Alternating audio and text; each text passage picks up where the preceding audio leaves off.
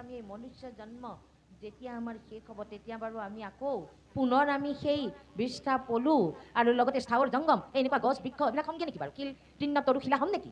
সেয়া যদি হ'বলৈ চেষ্টা কৰিবৰ মন আছে তেতিয়াহ'লে ভগৱন্তক এৰি অন্যফালে গতি কৰি থাকক। আৰু যাৰ সেইখিনি হ'বলৈ মন নাই সেইসকলে ঈশ্বৰে কোৱা কথাখিনি ভাগৱতে কোৱা কথাখিনি ভাগৱত পঢ়ি ভাগৱতৰ ধৰ্ম কি ভাগৱতে কি পালন কৰিবলৈ কৈছে তাক যোনে পালন কৰি আছে তেওঁতকৈ আৰু কলিত শ্ৰেষ্ঠ ধৰ্ম পালন কৰোঁতা নাই। কৈছে জগতৰ বোলে মহাসুখ মহানন্দ সুখ বোলে তেওঁ ব্ৰহ্মাণ্ডৰ সুখ বোলে লাভ কৰিব পাৰে বুলি কৈছে। আমাৰ ঐশ্বৰ্য বিভূতি একান্ত ভকতসকলৰ চাওকচোন কেনেকুৱা প্ৰতিজন ছজন ভকত আছে। এই ভকত ছজনৰ জীৱনশৈলীখিনি জানিবচোন যে তেওঁলোকৰ বৃত্তান্ত কেনেকুৱা। তেওঁলোকে ঢেৰ ঐশ্বৰ্য বিভূতি লৈ এখন এখন ৰাজ্যলৈ বহি থকাৰ মাজত ভকত হোৱা নাই। ভগৱন্তক পাবলৈ যাওঁতে তেওঁলোকে ঢেৰ ত্যাগ কৰিবলগীয়া হৈছে। গতিকে আমাৰ একান্ত ভকতসকলে ঢেৰ ধনী মানি ঐশ্বৰ্য বিভূতি নাই। ঈশ্বৰৰ ভকতক বোলে ভগৱন্তই একো নিদিয়ে, কাৰণ নিদিলেহে বোলে তেওঁৰ নাম লয়। তাৰে প্ৰমাণ দ্ৰৌপদী কি কুন্তী মাতৃ বৰ দিওঁতেও কুন্তী মাতৃয়ে বৰ কেনেকৈ বিচাৰিছিল যে হে মাধৱ তুমি যাবাগৈ মোক বৰ দিম বুলি ভাবিছা দিয়া, কিন্তু মোক এনেকুৱা এটা বৰ দিয়া যে জগতৰ যিমানবিলাক দুখ আছে সকলোখিনি মোৰ মূৰতে জাপি দিয়া।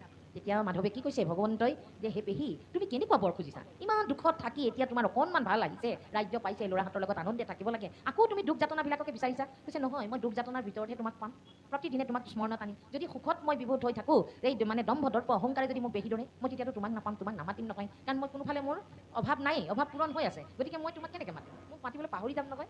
গতিকে মোক যিমানবিলাক জগতৰ দুখ আছে মোকেই জাপি দিয়া। সেইকাৰণে কৈছে যে একান্ত ভকতসকলে কেতিয়াও ঐশ্বৰ্য বিভূতি ব্ৰহ্মাণ্ড সুখখিনি নিবিচাৰে। এই মায়াৰ তেওঁলোকে বিচাৰে এক নাম ঈশ্বৰৰ নামৰ যি মহিমাৰ ব্ৰহ্মাণ্ড সুখ সেইখিনিহে ভাল পায়। সেইকাৰণে তেওঁলোকে ঈশ্বৰৰ গুণ চৰিত্ৰ লীলা একান্ত ভকতসকলৰ মাজতে গাই আৰু শুনি ভাল পায়। এই কথাষাৰ কৈছে। গতিকে কলি যুগৰ ধৰ্মই হৈছে ঈশ্বৰৰ নাম শ্ৰৱণ আৰু কীৰ্তন কৰা, আৰু নৱবিধ ভক্তিৰ ভিতৰত দুবিধেই শ্ৰেষ্ঠ কৰি দিছে, সেয়াই হ'ল শ্ৰৱণ আৰু কীৰ্তন। এই শ্ৰৱণ কীৰ্তন কৰিবলৈ যোৱাজনেই 7 বিধ আপোনা আপুনি তেওঁলোকৰ পালন কৰা হৈ যায়।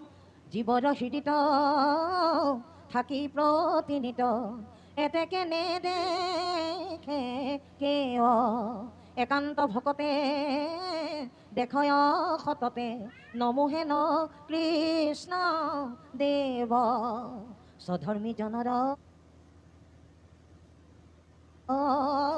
দুখ ভয় হৰ অধৰ্মিক বিনাশন্ত জ্ঞানৈৰ জ্ঞানক যিটো বিধায়ক নমোহে ন ভগৱন্ত। ও ৰাম নমো দামোদৰ